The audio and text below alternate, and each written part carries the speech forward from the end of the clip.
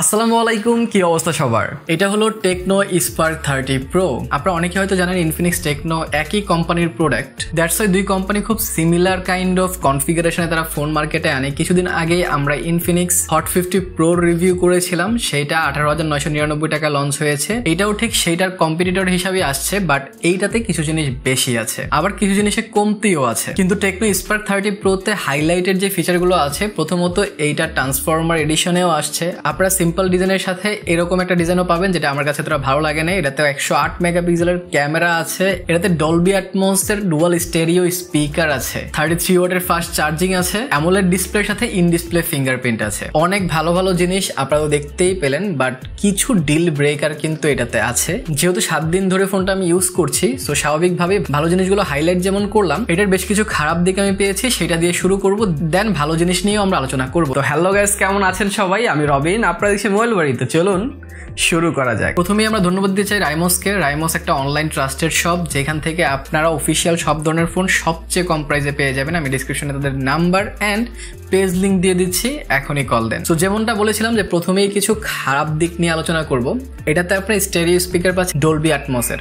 এখন আপনারা বলতে পারেন ভাই, ডলবি অ্যাটমসের স্টেরিও স্পিকার এই বাজেটে অন্য কেউ দিচ্ছে না, সো স্বাভাবিকভাবে এটা ভালো হওয়ার কথা, অ্যান্ড এটা ভালো। আমি এটাতে যখন গান টান শুনেছি, আমার কাছে কিন্তু এটার সাউন্ড অনেক লাউড মনে হয়েছে, অনেক রিচ মনে হয়েছে, অ্যান্ড অনেক ক্রিস্টাল ক্লিয়ারও মনে হয়েছে। কিন্তু হাতে নিয়ে যখন আমি ফোনটা ইউজ করছিলাম, কোনো গান টান শুনছিলাম, লিটারেলি আমার উপরের হাতটা ভাইব্রেট করতেছিল। এখন নর্মালি স্টেরিও স্পিকার যখন থাকে তখন কিছুটা ভাইব্রেট করে পেছনে, আমি দেখছিলাম যে হাতের নিচের দিকে তেমন ভাইব্রেট করছে না, ক্যামেরার দিকটাতেই অনেক বেশি ভাইব্রেট করছে। আমি এটা দেখার পর একটু শকড হয়ে গেলাম যে আমার মনে হচ্ছে একটু বেশিই করতেছে ভাইব্রেট, যার কারণে আমি এটা পরীক্ষা করতে চাইলাম যে আসলে কতটা ভাইব্রেট করতেছে, এতটা কি ভাইব্রেট করার কথা কিনা। কারণ উপরের দিকের স্পিকারটা তো ক্যামেরা থেকে উপরে, তাহলে ক্যামেরা সেটা তো ভাইব্রেট কেন করতেছে আমি বুঝতেছিলাম না, যার কারণে এটা টেস্ট করছিলাম উপরে একটা প্লাস্টিক দিয়ে। আপনারা দেখতে পাচ্ছেন কিনা, ভালো করে ফোকাস করতে পারছে কিনা ক্যামেরা, আপনারা দেখেন। লিটারেলি নর্মালি ব্লুটুথ স্পিকারের উপরে আপনারা যখন কোনো কিছু রাখেন, যেরকম ভাবে লাফায় ওই রকম লাফাচ্ছে লিটারেলি, সিরিয়াসলি। আমি এটা আশা করি নাই।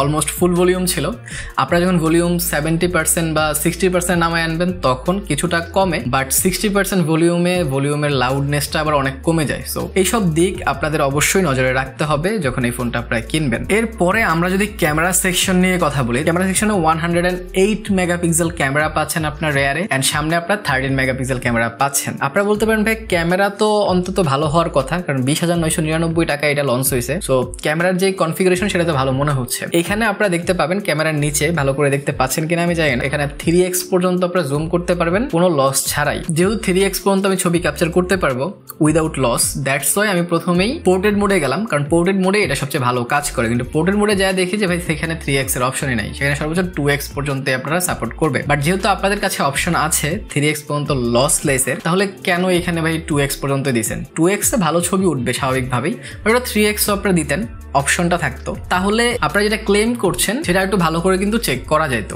যাই হোক, আমার যেটা মনে হয় তারা কেন পোর্ট্রেট মোডে সেটা দেয় নাই, কারণ পোর্ট্রেট মোডে আপনাদের ফোকাস থাকে শুধুমাত্র চেহারাতে, দেন 3x তারা বলছে লস হয় না, কিন্তু যদি লস হয় সেক্ষেত্রে সেটা খুব ভালোভাবে ফুটে উঠবে। আমি এটা দিয়ে নর্মাল যখন 1x এ ছবি তুলেছি কাছে গিয়ে, ওই ছবিটা আপনাদেরকে দিচ্ছি, আপনারা দেখেন যে এটার ছবিটার কোয়ালিটি। দেন আমি 3x দূরে গিয়ে 3x এর সেম ছবি তুলেছি, আপনারা দেখেন 3x এ কেমন ছবি উঠেছে। আমি এখানে ক্লিয়ারলি দেখতে পাচ্ছি যে 3x এ যেটা তোলা হয়েছে সেটাতে কিন্তু ডিটেলসের পরিমাণ কম, আর যেটা আমি 1x এর সামনে গিয়ে তুলছি সেটাতে ডিটেলসের পরিমাণ বেশি। সো যেহেতু আপনারা ক্লেম করছেন সেটা প্রপার ওয়ার্কও যাতে করে, সেটা কিন্তু ইনশিওর করা উচিত ছিল, যেটা আমি আমার টেস্টে পাই নাই। এই দুটো হচ্ছে আমার সবচেয়ে বড় ফাইন্ডিংস ছিল।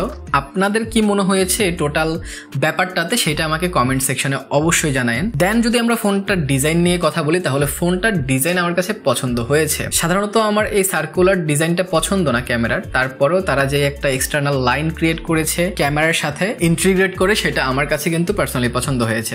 এটাতে যে কালারটা আসে এক্সট্রা ট্রান্সফরমার এডিশন, সেটা আমার কাছে এতটা ভালো লাগে না, অনেক হিজিবিজি মনে হয়েছে, অনেকের কাছে ভালো লাগতেও পারে, বাট আমার কাছে সিম্পল এই ব্ল্যাক ডিজাইনটা কিন্তু পছন্দ হয়েছে। প্রিমিয়াম লাগে হাতে, যখন আপনারা হাতে নেবেন দূর থেকে দেখে অবশ্যই প্রিমিয়াম ফোন ভাববে, এতে কোনো সন্দেহ নাই। সাইড এজেস গুলো ফুল ফ্ল্যাট করে দেওয়া হয়েছে, বাট সাইড এজেস গুলো আপনারা পাচ্ছেন গ্লসি। ব্যাক সাইড দেওয়া হয়েছে ম্যাট, সাইড গুলো দেওয়া হয়েছে গ্লসি। গ্লসি দেওয়ার কারণে প্রিমিয়ামনেস আসে, কিন্তু ভাই ফিঙ্গারপ্রিন্ট অনেক পরে, মানে ফিঙ্গারপ্রিন্টের জন্য আপনারা আসলে গ্লসি ভাবটা দেখতেই পাবেন না, একটু পর পর মুছতে হবে, মোছার পর আবার হাতে নেবেন, আবার ফিঙ্গারপ্রিন্ট পড়ে যাবে।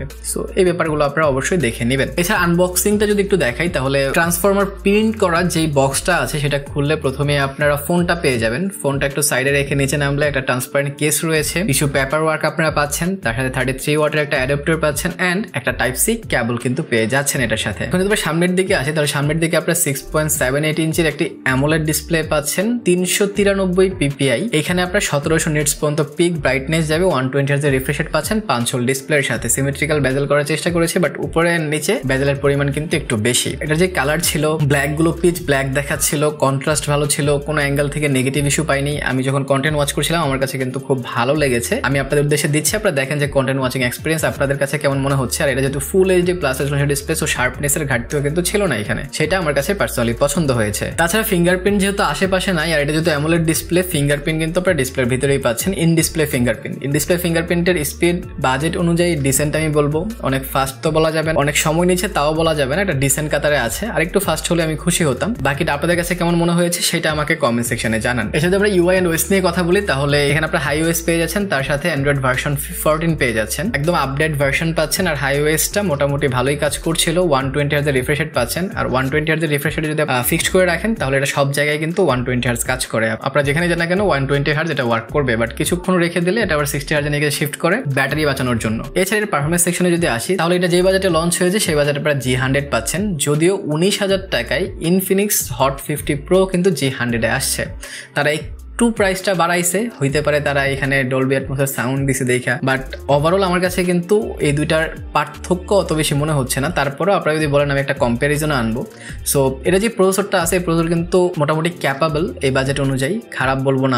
আমি বেশ কিছু গেমিং করেছি এটাতে, আমি Asphalt 9 খেলেছি, Asphalt 9 খুবই স্মুথলি চলছিল, কোনো প্রকার ল্যাগ ফ্রেম ড্রপ কিছু দেখা পাইনি, ক্র্যাশের সময় কোনো প্রবলেম পাইনি, সো ইজিলি খেলা যাচ্ছিল। ইভেন আমি এইটাতে ফ্রি ফায়ারও খেলেছেন, ফ্রি ফায়ারও কিন্তু অনেক স্মুথলি খেলা যাচ্ছিল। আমি যখন এনিমি মারছিলাম তখনও কিন্তু কোনো প্রকার প্রবলেম পাই নাই, খুব স্মুথ খেলা যাচ্ছিল, কোনো ল্যাগ ফ্রেম ড্রপ কিচ্ছুর দেখা পাই নাই। সো গেমিং টেমিং এর জন্য যদি আপনারা নিতে চান এই বাজেটে, এটাকে অবশ্যই রিকমেন্ডেবল একটা ফোন। তাছাড়া ক্যামেরা নিয়ে তো অলরেডি আমি আলোচনা করেছি, তারপরেও ক্যামেরার বেশ কিছু পিকচার আমি দিচ্ছি, আপনারা দেখেন ক্যামেরার ছবিগুলো কেমন ওঠে। আউটডোরে মোটামুটি ভালো ছবি ক্যাপচার করে দিবে, ইনডোরে আমি বেশ কিছু ছবি তুলেছি, এছাড়া কিছু ফ্রন্ট ক্যামেরার ছবিও আছে। আপনারা দেখেন ডিসাইড করেন যে এটার ক্যামেরা কোয়ালিটি আপনাদের কাছে কেমন ফিল হয়েছে। তাছাড়া ফোনটাতে 8GB র্যাম পাচ্ছেন, 128GB রোম পাচ্ছেন, সেটা এই বাজেট অনুযায়ী খারাপ না। তাছাড়া আমরা ব্যাটারি ব্যাকআপ নিয়ে কথা বলি, তাহলে 5000 mAh এর ব্যাটারি দেওয়া হয়েছে এখানে, 33 ওয়াটের ফাস্ট চার্জিং সিস্টেম পাচ্ছেন, ফাস্ট চার্জার বক্সে যেহেতু পেয়ে যাচ্ছেন, চার্জ হতে আপনাদের বেশি সময় লাগবে না। আর 5000 mAh ব্যাটারি আপনাদের মোটামুটি ভালো সার্ভিস দিয়ে দিবে, সারাদিন খুব ভালোভাবে আপনি ইউজ করতে পারবেন। আর একদমই মডারেট ইউজ করলে 1.5 দিনের মতো ইউজ করতে পারবেন। স্ক্রিন অন টাইমের কথা বললে 7 থেকে 7.5 ঘন্টার মধ্যে স্ক্রিন অন টাইম পাবেন, যেটাও একটা ডিসেন্ট কাতারেই কিন্তু রয়েছে। সো আই হোপ আর সবকিছু বুঝতে পেরেছেন। আমার 7 দিন ইউজ করার পর আমি যে ফাইন্ডিংস গুলো পেয়েছি সেগুলো বলেছি, যে জিনিস ভালো লেগেছে সেটাও বলেছি। আমি আরেকবার যদি আপনাদের মনে করায় দিই, তাহলে এটার স্টেরিও স্পিকারের পিছনে অনেক বেশি ভাইব্রেট করে। এটা ক্যামেরাতে 3x